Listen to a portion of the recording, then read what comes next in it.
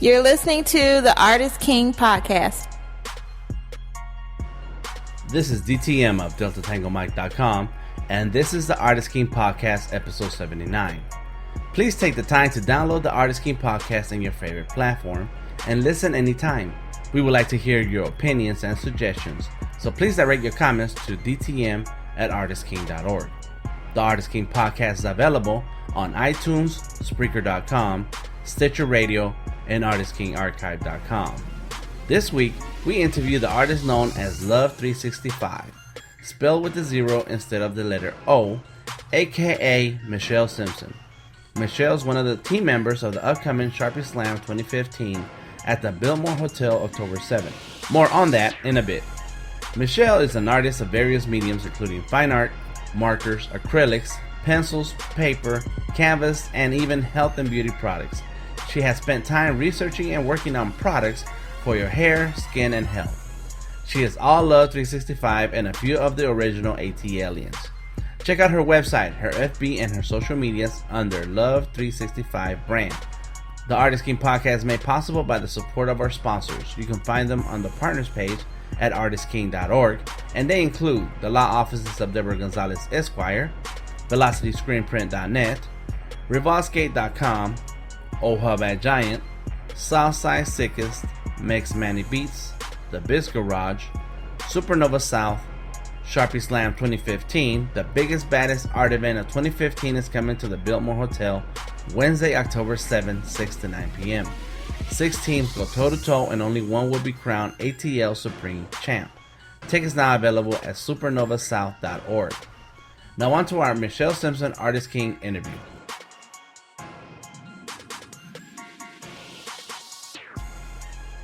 My name is Michelle Simpson. I'm from Atlanta, Georgia. I go by the artist name Love 365. So you're from Atlanta, Georgia, huh? I am a native country girl. What are you still doing here? I don't know, just peaching around, I guess. I love my city. I mean, it turns you into this, I don't know, conglomerate, I guess. I mean, it's people from everywhere here, so you just kind of influenced by all of that, and then you have, what you had before it was that way here. So, okay. I love it. What part of town did you grow up? Well, let's see. My grandmother lived in Carver Hills, which is on the west side. It overlooks Perry Homes, and I had a little skyline view until I was about 3. Then I moved to Eastwick, which is the east side, Keller Road. I went to high school in Stone Mountain at Redan, so I got kind of a good mix. And I have a grandmother who lived in Kirkwood. Now it's just my grandfather there. So, okay. Yeah, I was Atlanta. And what side of town do you live in now? I live on the east side now. Kind of that, I like to call it like a Tri-Cities type area because it's Decatur, Stone Mountain, and then Lithonia. So it's, kind of a mixed area. So area. All right. So tell us about the beginnings of your experience with art. Do you remember that? I do. And what was it like? Well, I have an uncle who used to paint when I was young. And he laughs now. He's like, I used to be high, whatever. I mean, he really literally says that. But now he has a center for boys that he does. But art has always been a big part of his life. And he's the first grown-up I saw doing it. It's like I always had a big bowl of markers or something to draw with. My dad worked for a paint company, so he would bring home palettes, like color palettes that people use to make color choices. So this is the kind of stuff I would play with. So it's like it was always color, Legos, markers, something like that around all the time. What were the first things you liked drawing, or what is it that you liked about drawing? I'm girly, so flowers. I used to write a lot, just even practicing penmanship in color. That was fun to me. Just always using color and doing something to that degree. And, I would compete in class with the boys. It was, and I mean, they even have cool names when I say them now. Maurice Dumas, Tandro O'Neill, Cleveland Curtis. It was like, we were the drawing competitors in class. Really? Yeah, even if it was just a color sheet, we were like, who's going to color this the best? I would be the only girl. And it would be like 3 or 4 boys. And our teacher would hang them up and let people vote on them.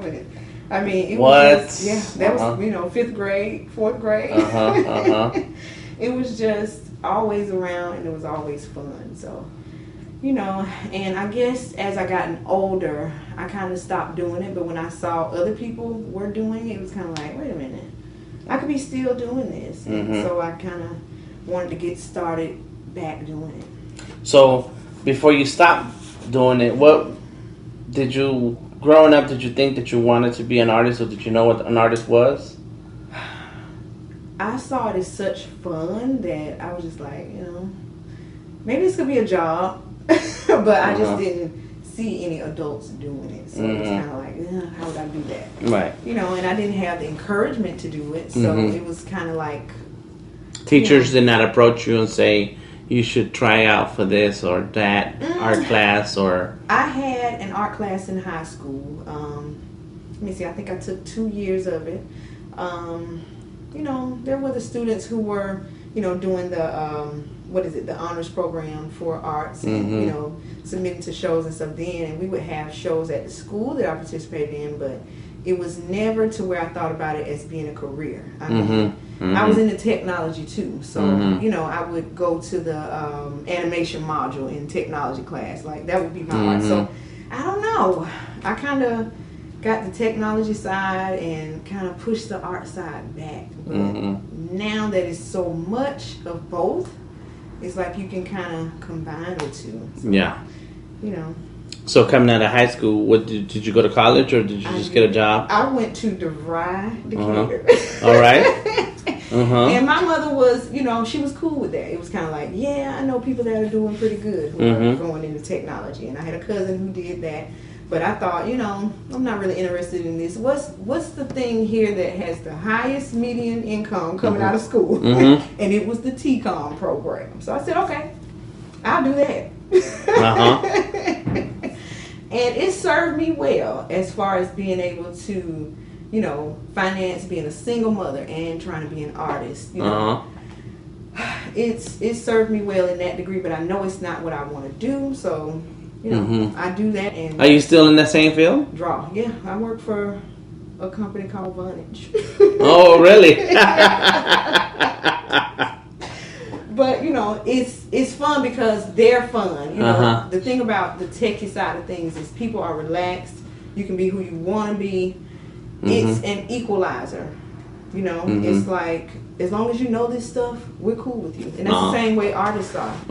It's like you get to see how somebody else's brain works, and how can you not be cool with it? I got you. There's the technical stuff about it, and you learn from each other and come together about that and improve on it. But it's just, it's cool because it is what it is, and it's all about just being who you are. So you went to DeVry, graduated, took on jobs. Did you touch art at all? Did you look at art? Let me see. Up until I was in college, I even at one time thought about stopping the techie stuff and going for art, but I don't know. I didn't get the support I wanted, and it kind of really pushed me away from it. So I just started doing more jobs, and But up until I was in college, I would, do paintings on canvas board, at least start them, or, even buy art supplies. Be like, I still want to do this stuff, so I'll keep this stuff around and, do it when I can. It was kind of a back burner type thing. But I don't know. I think once I had to slow down, once I had my son, it was like, you know what, this stuff is around. You want to do it. You can't do anything else. You have to stay at home with the child or something. You're just relaxing, while you're pregnant. You're off from work. You have to be. So you have to do art. It's here. Do it. So that kind of woke it up in me. And then when I started working again, after I had my son, I was in a creative environment. I was at Turner. I was a temp, but I was around people who, they got paid to draw. And they would skateboard on their lunch break or play the accordion. So it was like, wait a minute, I could be doing that. And I was like, these are the cool people. This is who I need to be. Yeah. if I'm going to be in a corporate environment. So right. it's just like, you see people do it in different ways and it inspires you. It's like, wait a minute, I was told that, maybe I couldn't make money doing it. I'm seeing people that are doing it and I'm, inspired by it. I don't know the person's name I saw skateboarding at, on the Turner campus, or the person I saw playing an accordion or flying a kite, but, they inspire me. So, and that's good. What kind of stuff did you start drawing or painting then? What stuff interests you, inspires you? Music is a big part of my inspiration. It's another way of getting it out. During the time that I was there, I did my first, I guess you would call it figure portrait type piece. It was a giant canvas. That was my first time really even buying a big canvas or an easel, and I was like, okay, so I'm going to do this. I'm going to actually try to paint a person this time. And it came out, pretty good. I was, I was inspired by what came out of it. I tried to keep track of the songs that I was inspired to, that made me keep on doing it. So it's kind of like, you have this picture and then this playlist and this color scheme and, a story behind it. That was my biggest accomplishment. It was like, okay, I did a piece of art and it has all this stuff behind it. Before I just did it because I like to do it, but that was my first time really trying to do it where it had a meaning behind it and, doing it as an adult and saying, this is something that I want to do and I'm not going to stop. So, I may as well. That's kind of the attitude that I had about it when I did that piece. It's Isaiah 60 and 1-5 is the name of the piece. But yeah, that was my first piece that I actually worked on again after I had stopped doing it so long. And what have you worked on other pieces since? I think you have. I have.